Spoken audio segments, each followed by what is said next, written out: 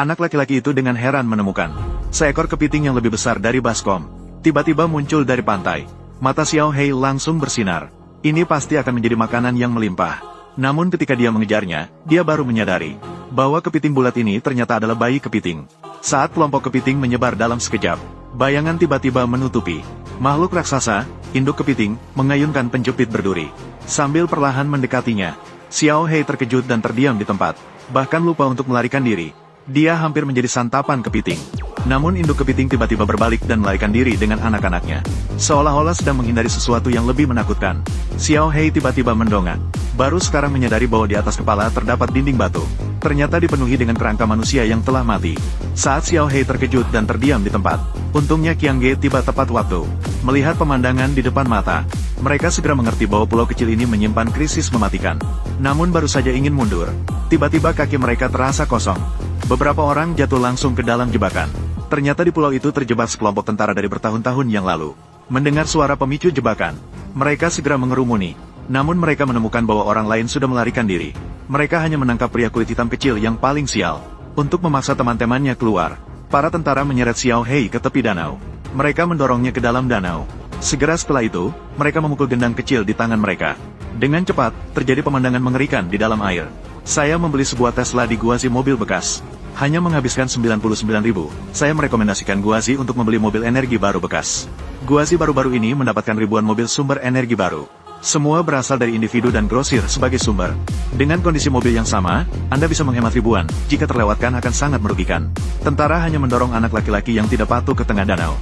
Kemudian memukul drum beberapa kali. Permukaan danau mulai muncul pusaran besar. Segera setelah itu, makhluk raksasa perlahan muncul dari permukaan air. Seketika semua orang ketakutan dan tidak berani bergerak. Namun, orang tua itu sama sekali tidak panik. Dia terlihat mengangkat pedang besar dan maju ke depan.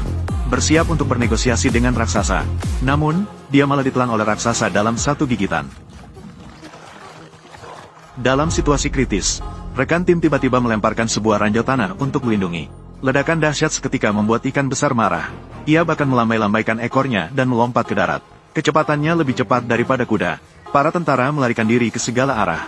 Tentara yang lambat berlari langsung menjadi makanannya. Sementara itu, Xiao Hei dan beberapa orang lainnya dilindungi oleh aura tokoh utama. Mereka berhasil melarikan diri tanpa cedera.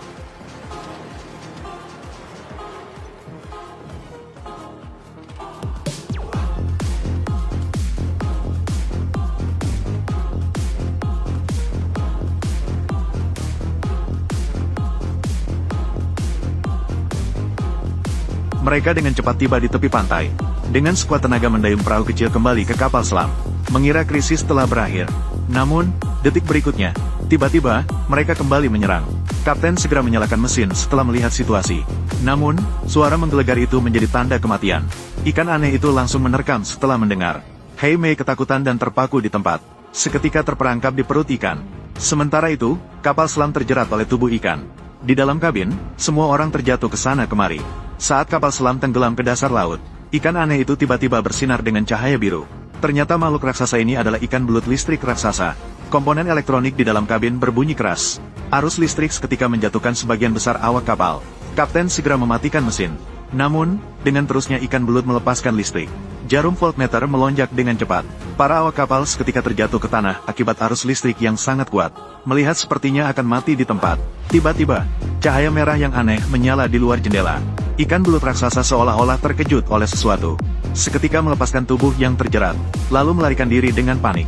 Melihat melalui jendela, terlihat gelembung panas terus-menerus muncul dari dasar laut. Ternyata mereka tanpa sadar sudah tiba di sekelompok gunung berapi bawah air yang aktif.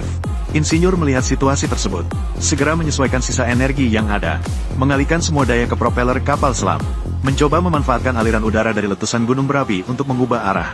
Semua orang akhirnya berhasil melarikan diri dari bahaya dengan selamat.